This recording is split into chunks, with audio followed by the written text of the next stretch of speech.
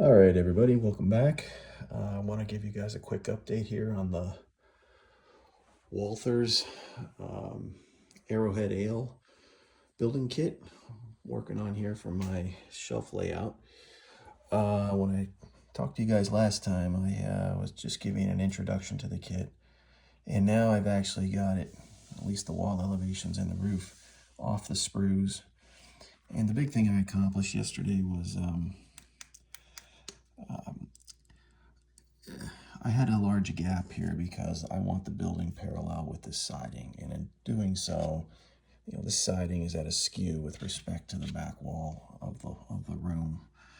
I was going to have like a over 2-inch gap right here, and that same would go for the roof. So I spent yesterday, fortunately in this kit, it came with some extra wall pieces, and I'm not sure why. I just suspect it's parts to a different kit. They just packaged on the same sprue. AMT and Revell do that a lot with their model kits. It's probably just easier production. So I had an extra wall panel, and I cut it and right to length and fit it in there. You can actually barely see the seam right there. And that filled perfectly. And then up on the roof, I had some 3/10 of an inch 3/10 of an inch plastic styrene, and I traced and cut that to fill the triangular gap in the roof. It goes down basically to nothing here and goes out to it's about 2 1/8 inch right there. Put the factory edge along the back of the rectangular roof piece that came with the kit, and that fit up really well. And then I spent some time yesterday, or actually just now, just mocking it all up with tape. So if I pull this out,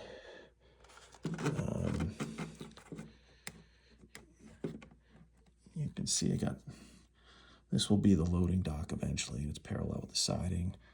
I'm going to have to take this, I have to move the Conrail yard property and the fence back this way several feet because it just doesn't look right. It's too close to this wall of the building, this end wall of the building. So now if I take this, I'll show you guys the inside.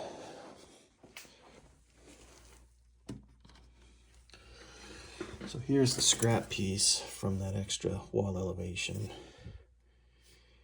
And I was able to get a really nice cut with this hobby knife. But this is kind of what it looks like. So there's where I mated the two. The original piece that is part of the kit's on the left, and this pirated piece that was in the kit but is not part of the kit truly is on the right. They pushed together the sawed piece for the sawed edge for the right piece, mated up nicely with the factory edge of the left piece. I was able to glue those together easily, and then I just reinforced it. I always like to reinforce those seams with styrene. So that's reinforced. And then the roof, the same thing. So obviously the brown is the manufacturer piece, the roof piece for the kit, and the left is the 3/10 of an inch plastic styrene that I used, and that made it up really well because I made it so that the factory edge on the long leg of that hypotenuse, or the long leg of that right triangle, pushed up nicely to the factory edge of the brown roof piece, and then I just again reinforced it with styrene. Nothing's been glued, everything's just held in with blue painter's tape, but I think this kit's gonna come together pretty nicely. I gotta find a way to support this edge of the roof a little bit better. But if I spin this around, you can see there's some nice detail here on the front elevation, brick arches, and then you get into some stone, like a stone wainscoting down here. Got some brick pilasters. Really nice architecture. So what's next? Obviously, I think the next step will be, I think I'm going to glue at least the wall pieces together. Not to the base. I'm going to keep the base separate so I can paint that a separate gray. But glue the 3 wall pieces together. Prime them. Prime the base separately. Prime the roof. And then we'll get into some finished colors.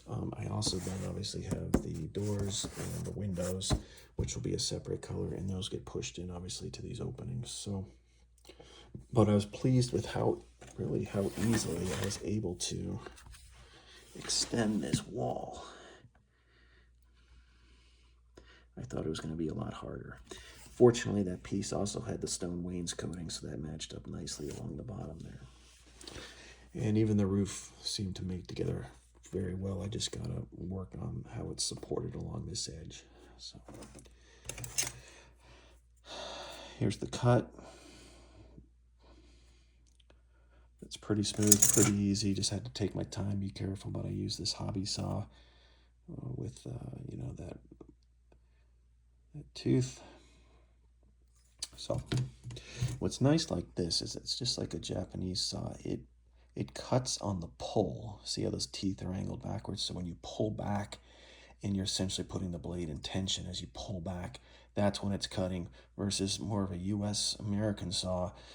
The teeth are pointing the other direction, so you cut on the push, which doesn't make much sense because it doesn't take much on a larger saw, larger hand saw, like a straight back saw, to buckle the blade. You know, it gets bound within the cut because you're putting compression on the blade as you push, because the teeth are angled forward. So this makes it a lot easier because you're never going to buckle the blade because it's in tension as you're cutting through the material because the teeth are angled backwards. So this is a really handy tool. So that's where I'm at. Next step is gluing the walls together and then doing some priming, and I will be posting a video for that probably sometime next week, so be on the lookout for that. And hope you guys stay with me here through as we build the Walthers HO scale Arrowhead Ale building. All right, hope you guys enjoyed that, and as always, thanks for watching. Bye-bye.